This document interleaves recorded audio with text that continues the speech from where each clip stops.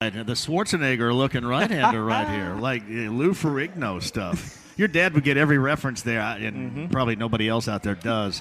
And Tucker Barnhart, who's been mentioned in some trade rumors, hot stove-wise in Vegas. I tell you what, I want you guys to jump in a second because on the Andy Moore Automotive Group hotline, we'll talk some NFL. The Professor John Clayton joins us. So, John, here's some fair warning. You got a host of the show that knows very little and a couple of big league baseball players with you right now, too. So we're going to have some fun. Well, the fun part about it is, at least in the Pirate organization, of course, I did a lot of Pirate stuff back when I was in Pittsburgh in the 70s and mid-'80s. So it's like, hey, as long as you're in the family there. Yeah, it is no problem. I'll start out right here with the Cowboys. And I was talking to Matt Eberflus, the defensive coordinator of the Colts, yesterday, and I kind of wanted to gauge where the Cowboys have gone since they acquired, before the trade deadline, Amari Cooper from the Raiders. Is it night and day offensively from what you've seen in that organization after that acquisition? Oh, it changed everything, because now you're talking about since week 9, he leads the league in yards with 642. He gave an outside threat that they really didn't have. If you go back even, I remember Christmas Eve last year, I was on the sidelines in Dallas, and I saw no separation with the wide receivers and the cornerbacks, and that's even with Dez Bryant there. And so they start the season, they shake everything up, they bring Alan Hearns up from Jacksonville, they've drafted wide receiver, and you still saw very little separation. And so, Cole Beasley was like the only guy that would be able to at least get open. And so, Dak Prescott, as good as he is, and he's a very good quarterback, is not great at throwing to tight windows. Well, basically, it was like tight windows setting the entire time. So here's Amari Cooper. He comes in, and not that he's the fastest guy, but he's great with double moves and just opening things up. And so it's opened things up for the offense to a point where you can almost translate his acquisition to 6 points a game. They go from 20 points a game to 26-6. Now, I don't know if that's going to be sustainable, but at least as progress. And what it's done is vaulted them from being a team that was going to be outside looking in to a team that's now probably going to win the NFC East. Are we going to be looking at the two best rookie defensive players all in one game at Lucas Oil Stadium at the linebacker position on Sunday? Well, I mean, there's 5 guys that I think are competing for Defensive Rookie of the Year. But Bradley Chubb's going to be in the mix. Vander East, he's going to be in the mix. Derwin James is going to be in the mix. I mean, this is as good a class of defensive guys as you can find. So it's really deep as far as the number of guys who are in there. And as you know, Darius Leonard's got to be in the mix too. Probably will end up happening, and maybe this is the wrong way, but I think I just got my ballot for AP this afternoon, is that the guys with the sacks usually end up winning. So in other words, here's Bradley Chubb, who's sitting there with, 11 sacks. He may end up winning it. Derwin James may be in the mix. And then usually if you don't have a double-digit sack guy, then it turns out to be a linebacker. And so I think the one thing that is holding Leonard back and some of the others is the fact that Chubb's having a great year in sacks. So John Clayton, the Professor, he's on the Andy Moore Automotive Group hotline. Drew Storen and Tucker Barnhart's with us as well at 3 Up in Carmel here on FM 107.5 and 1070 The Fan. Matt Eberflus, as I mentioned, joined me yesterday. And really, Josh McDaniels has been the gift that keeps on giving because he bailed and maybe, I guess, in the running for a vacancy coming up here once the offseason gets here for the NFL for 2019. But you get Frank Reich, which has been awesome, and you get Matt Eberflus, which he hired in here before he bailed in the 11th hour. So he's kind of like the gift that keeps on giving around here. Oh, no question about it. I mean, because it's funny because Joshy boy's out there still making phone calls to coaches trying to line him up for the next cut. Because I think a lot of people think he's going to go to Green Bay. You hope that necessarily doesn't happen because we like the people in Green Bay. But no, I think that he does have a pretty good list of coaches that he had, and of course a pretty good list of coaches that he betrayed by doing it that way. But Eberflus has been fantastic. He brings that Dallas system up, and you can see that it works so well, and it's getting better and better and better. And again, what I think of Frank Reich. I mean, at this stage, again, the fourth down stuff has got to go away. We got to stop getting away from that. But what I like is that I thought he was going to be successful. What I like is the loyalty he has, because I remember talking to him at the owners' meeting and telling him, it's like, boy, you should have been in the first wave of interviews. He says, well, I was, but I wouldn't do any interviews because I was concentrating on trying to win football games for the Eagles. And so he gets open, and of course, clearly, he and Matt Nagy are in the mix for head coach of the year. Go ahead, Drew. Well, it's an honor to ask you a question here, John. But my question being, as a fan of the Colts, obviously, with all the moves, obviously front office, coaching staff, all that, and draft picks. It's been a great year, and I feel like it's ahead of expectations. But how much is that just overachieving versus setting up a good foundation, for years to come? Because I feel like a lot of the playoff talk, people want it, of course, but in reality, it's more about the long-term play, right? Oh, yeah, no question about it. And I think you can see that Chris Ballard has done such a great job of developing that baseline. And I know where he was probably taking a lot of unfair criticism for not getting overly aggressive in free agency. I think you can see he has a plan, and the plan is working. I mean, he has a great effort of trying to rebuild the offensive line.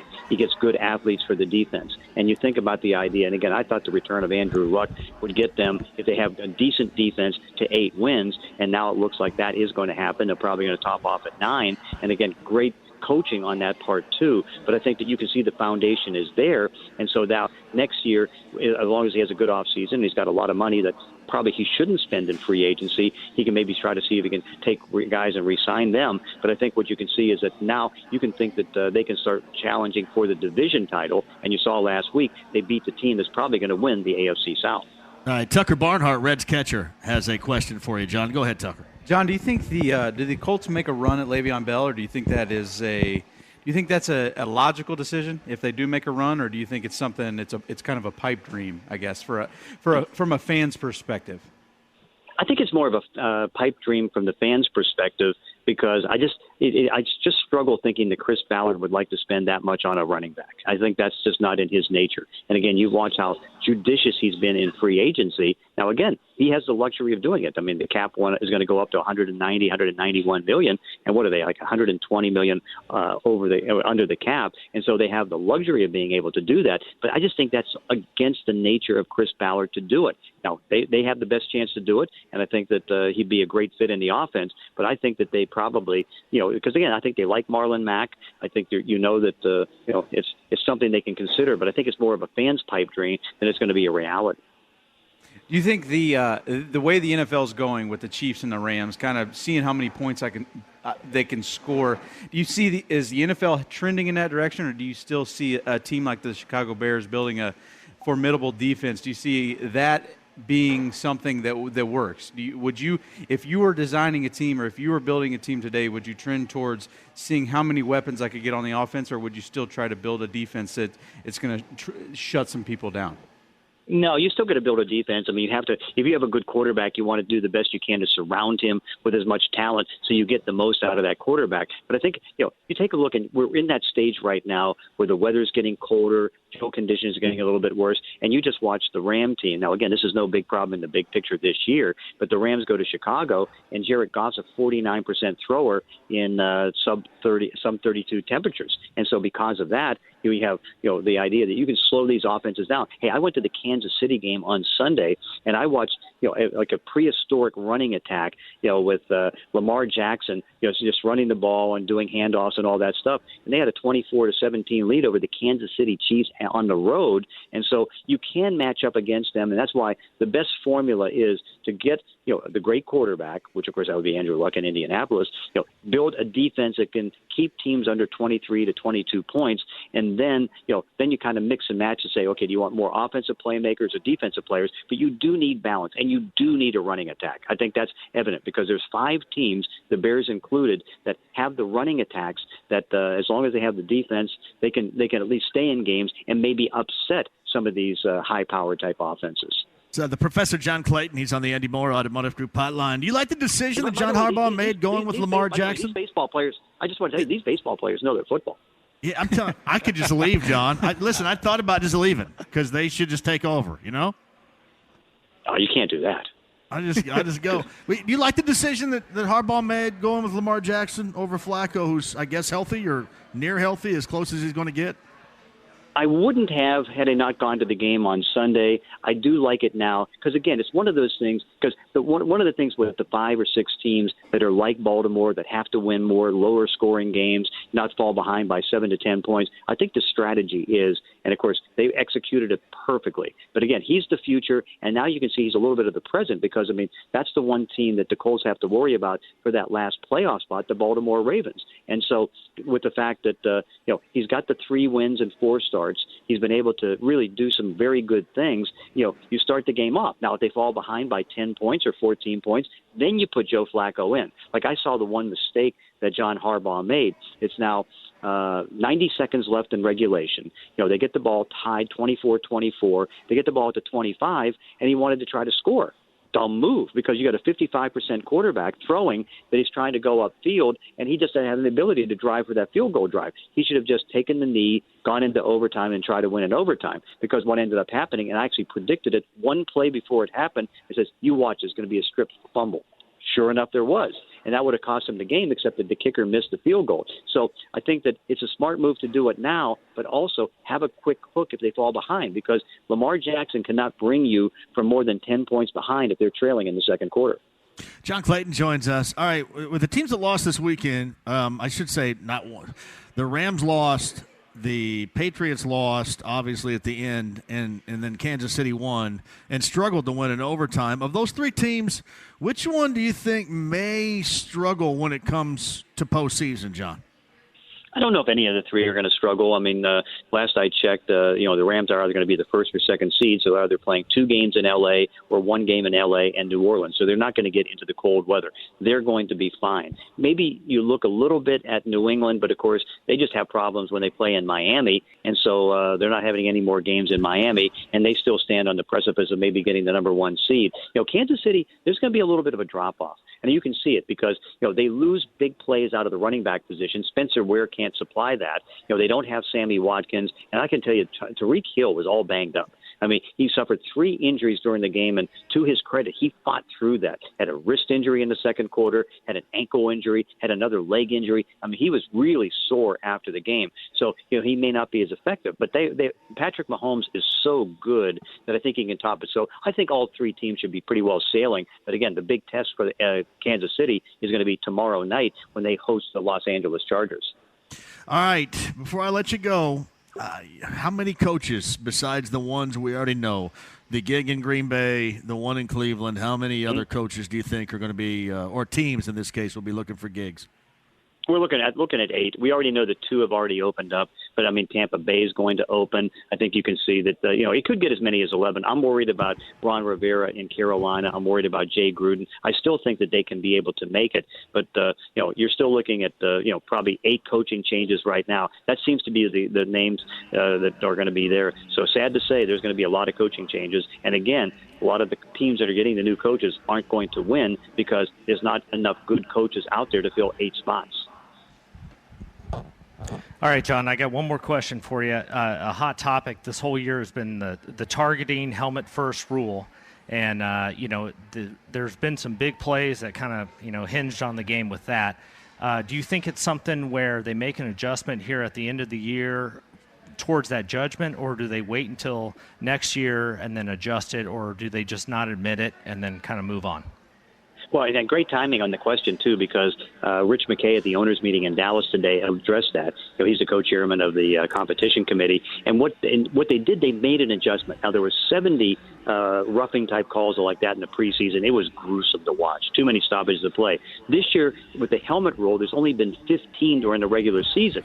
But what they're doing is that they made a wise decision and to pull back, keep the flags in. But they also revealed today that they've sent out 100-plus letters to players saying, listen, we are enforcing the targeting rule, and this is going to happen. We're giving you a little bit of a break right now by pulling it back. And so 100 letters were set out. Can you imagine how many penalties there can be? Because, again, what they want is that, not to use the helmet like that and to try to protect as many players as they possibly can. So it's like they were wise in holding on to penalties, because I thought the best strategy they could have had, tried in the preseason, learn from it, and then vote on it for the next year, because it was disastrous in the preseason. But at least by holding the flags, they made it more manageable. The only problem was they kind of shifted over and started way too many penalties on just bodies falling on the quarterback, when they're trying to jump up and make a play. That one, I think, got a little too excessive. But no, they've made an adjustment. But again, they're not backing down from the rule. They want player safety. Hey, John, what's going to happen first here in closing? Everything is going to be reviewable, or there's a team NFL-wise in London? Probably a team in London before everything reviewable. Too many people wisely. Well, it's for two reasons. You'll appreciate this. Too many. They don't want too many stoppages in play. So if everything reviewable is going to make the game go 3 hours 15 to 3 hours 30. And the other thing is that Bill Belichick is the one pushing for that the most. Everything reviewable. They're not going to go in because he's so far ahead of thinking on where everything was. He's going to get advantage on that. Remember, he wanted to get the cameras in the end zone. He had reasons for that. He wants everything reviewable, and so that won't happen. One, because again, too many stoppages, and two, Bill Belichick. All right, John Clayton will join Big Joe and I coming up on Sunday for the Colts pregame huddle. He's on the Andy Moore Automotive Group hotline right here with questions from Drew Storen and Tucker Barnhart, the battery, right here at Anthony's Chop House and 3 Up. So how about that? We got to do this every time, don't we, John? That's not bad. Oh, these guys are great. In fact, one of the sad parts for me, because I'm such a database geek, I've got to go look in the prospect list and see where they are. Oh, boy. Let's put it this way. Don't look me up, John. Don't look I at think my I data was birth, when I got John. when I got drafted, John. I think I was like 648th prospect in the Reds organization. Hey, I came from a ghetto, and Braddock was on TV, Braddock, PA. So it's like, hey, we both beat the odds. John, thanks. I appreciate it. Thank you. It's John Clayton on the Andy Moore Automotive Group hotline. Woo. I think you would stop watching the NFL if everything was reviewable. Oh, I think you would my only watch God. it because of your job. It is. Can you imagine how brutal that would be? You hate replay. I hate replay. You hate it. Do you guys like it? I do. Do you? Yeah. Why? Is that a well, hot I- take or is that true? No, it's really true. I mean, it was one of those things that I didn't realize how much I liked it until bias It again. mattered? Yeah. Well, that too. I mean, it never works out for me. I mean, but I'm watching Stanford in the regionals and rooting for them, and there's a close play. I'm like, challenge it, and then it's like, oh, they don't have it, and so that's when you don't have that tool. It's like it's pretty tough. I'll take the 5-minute break or whatnot, but I mean, essentially the idea of not having everything reviewable is hiding behind judgment, and it's easier to just say can't do it. It's a judgment call because it's instinct. So, and these guys are supposed to be the best. So. I think they can make some tweaks to it, specifically speaking to to Major League Baseball. I think with the way that video boards are nowadays, I think that the umpires could get together and watch the replay on the video board and make a decision there, eliminating the call to New York, that coming over, getting the headset, all of that stuff. I think there's some tweaks that could be made. But I think it is good for everybody, but it does everything being reviewable in the NFL or challengeable, however you want to put it, I think would be a little bit far. Are MLB umpires better than NBA officials or NFL referees? It's definitely different criteria, because when we talk about NFL or NBA, at least in my opinion, there's a lot more gray area, right? Yeah. You can call travel, you can call foul, you can call holding, you can call illegal contact on every play. In baseball, it's pretty black and white. It's a strike or it's a ball, and it's a lot faster. Whereas you have to have more kind of court awareness as one of these other officials in the NBA or NFL. Whereas baseball, it's like, okay, here's the pitch, here's what I do, and that's why they're a lot of times. I mean, as much as we get mad, they're usually right. And, I mean, the amount of it's amazing. I don't know what kind of glasses I put on when I pitch because I know Tuck doesn't make it look that good. But I throw a pitch, and I'm like, that has to be a strike, and I go back and look at the video. I'm like, that wasn't even close.